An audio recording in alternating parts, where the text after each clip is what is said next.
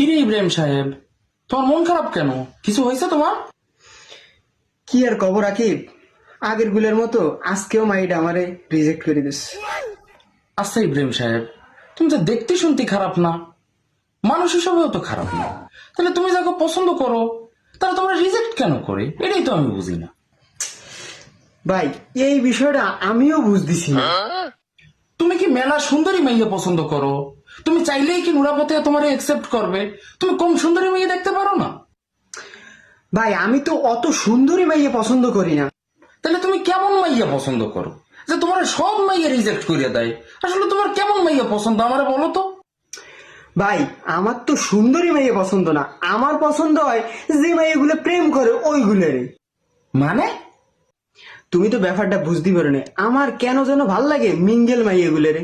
আর ধরো আমার বন্ধু যেগুলোর সাথে প্রেম করে ওইগুলোরে ভাল লাগে। এই দেখা যায় তুমি যেটার সাথে প্রেম করো না, তারেও কিন্তু আমার খুব ভাল লাগে। হ্যাঁ, তুই আমার মালটার দিক নজর দিছিস?